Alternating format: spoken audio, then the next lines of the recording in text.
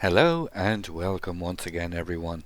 Today's video features the Tier 6 Swedish destroyer Västerås. The Swedish are pan-European line, which has been in early access for the last few weeks, has now been fully released into the game with a 0.9.3 update. Before jumping into the review guide, you can find the full ship build with recommended captain skills after the main highlights, with the timestamp here on screen. I'd like to give a special shout out to Mo's Gun Store for sharing this footage with me. We were divisioning together recently and he had this very nice game. What I liked about this particular match is the approach in tactics and the ship setup and build, which does come with the caveat that this kind of playstyle does require more experience, but beginners can hopefully pick up some tips and add them to their gameplay. This Swedish line is proving to be quite versatile, so I will be playing with some different kinds of builds. As I progress up the tiers, players can then choose for themselves what they think suits them best.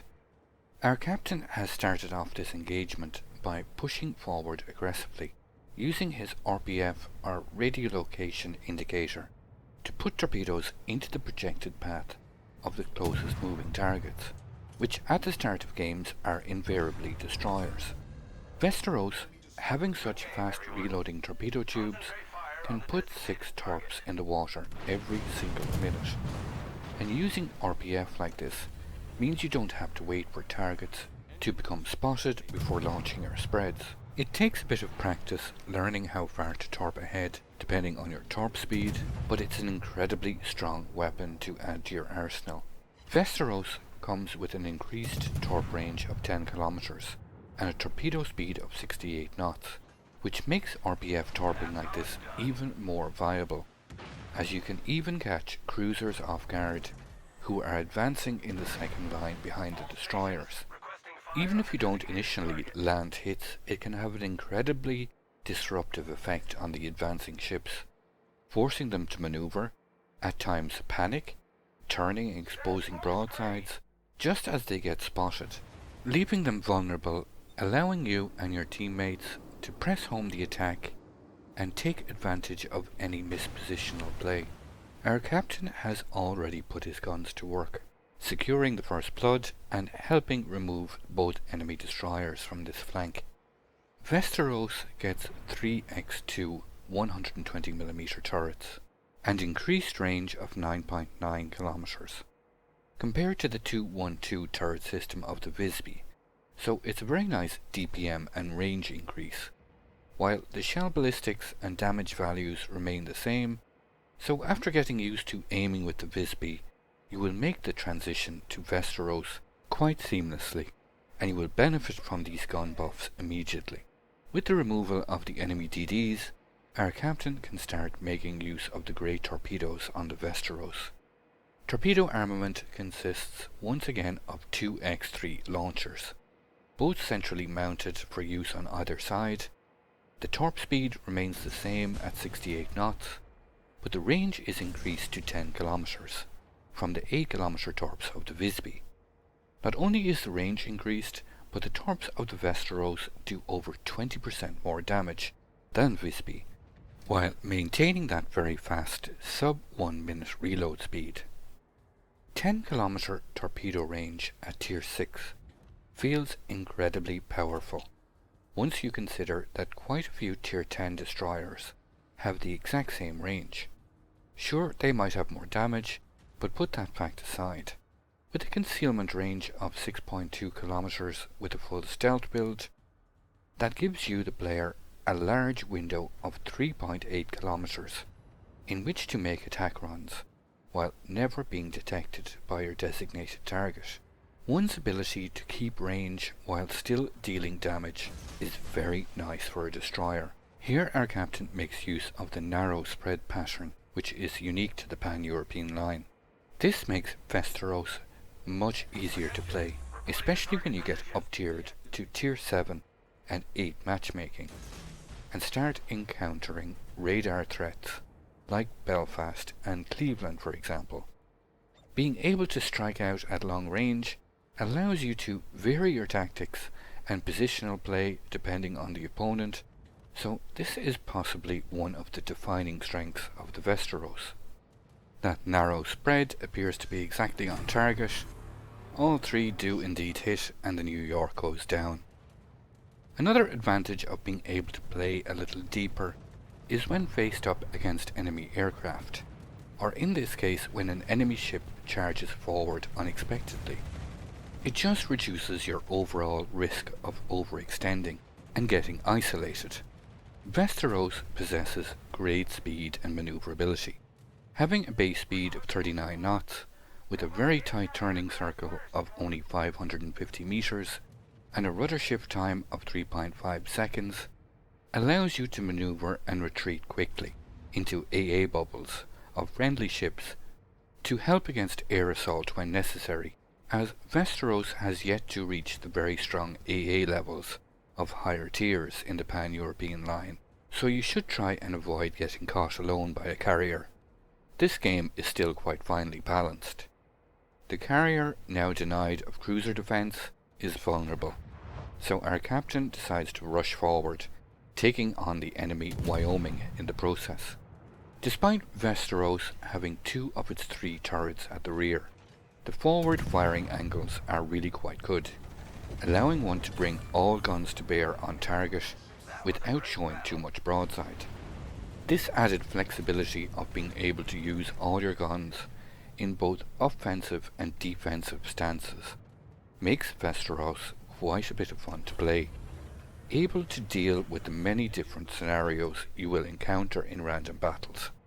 Played well, Västerås can have a huge impact on games, which is the hallmark of strength, and I must admit I have very little negative to say about this ship. Västerås, when mastered, has all the weapons at her disposal to possibly become one of the strongest destroyers at her tier. The enemy carrier has now realized the danger he's in. I'm sending in attack aircraft. Lands quite a good strike. Double fire. Notice how our captain is cleverly using the close proximity of islands to throw off the carrier's aim, and he's able to shoot down the majority of those aircraft. These rocket strikes, which are normally crippling for most destroyers, inflict mostly light and fire damage, and Västerås simply shrugs them off, having the repair party at her disposal. Carrier appears at close range.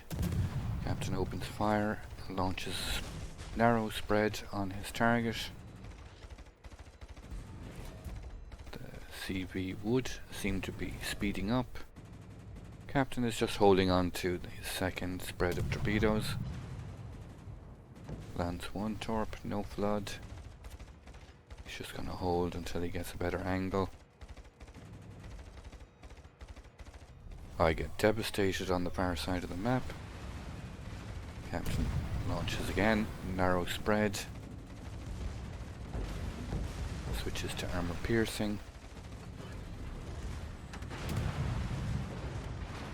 Starts getting those citadel hits.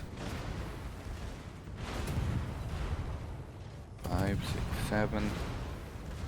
He's taking some secondary fire from the carrier, but he takes him out.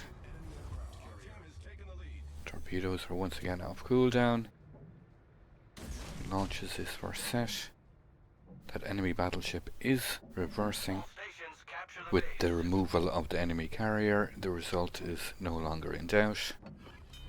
Captain repairs his engine. The Omaha in the distance is quite low health, and an ideal target to be able to secure the Kraken Unleashed.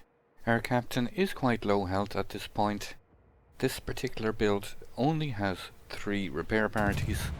He's waited for that perfect moment for the Omaha to turn and fire his guns, and secures the Kraken Unleashed. Lands a couple of extra torpedoes on that New York. 85,000 damage, 87,000. All that remains is to attempt to burn down this enemy battleship. Quite a nice game. Captain has had a major influence on this match, demonstrating nicely the power of the Västerås. Let's see if he can secure this final and possibly 6th kill of this game. It's not to be. Very nice game. Almost 96,000 damage and top XP earner. Before going to the complete ship build, I've added some links including the Help Me Discord and my own personal Discord in the description below. Now on to the build. Starting with the consumables, Wargaming have announced that in the not too distant future, non-premium consumables will be removed and premium charges will become free of charge. But until then, I will keep recommending using premium charges, which will decrease the cooldown times of your damage control and add extra charges of engine boost and repair party. Västerås gets 4 ship upgrade slots, starting off with Main Armaments Mod 1, Engine Boost Mod 1, Torpedo Tubes Mod 1, and finally Propulsion Mod 1. Moving on to the Captain skills, starting with Preventive Maintenance, Last Stand, Survivability Expert, and then Concealment Expert for your first 10 points if training up a new captain. The remaining 9 points I've gone for a very strong, more experienced build with Adrenaline Rush, Basic Firing Training, and Radiolocation for the complete 19-point captain, which you can train in the order of your own choice. So let's take a look at what this build means for the ship's final stats. For survivability, Västerås gets 14,200 hit points, which is further enhanced by 3 repair parties. Main artillery consists of 3 X2 120mm guns, 1 in the front and 2 in the rear, with 9.9 kilometers in range, with a reload speed of 6.8 seconds. Västerås gets 2 X3 torpedo launchers, both centrally mounted for use on either side, with 10 kilometers in range, a torp speed of 68 knots, and a very fast reload time of 59 seconds. Västerås gets an AA defense rating of 20, with a max range defense of just 3.5 kilometers. For maneuverability, Västerås gets a max base speed of 38 knots, a turning circle of 590 meters, and a rudder shift time of just 3 seconds. Finally, Västerås gets a concealment rating of 95, meaning you will be surface detected at 6.2 kilometers and by aircraft at 2.7 kilometers. I'd like to thank you once again all for watching. Don't forget to like, share and subscribe for more. Take a moment to check out some of my most recent videos and leave a comment below. And until the next time, keep sailing it like you stole it.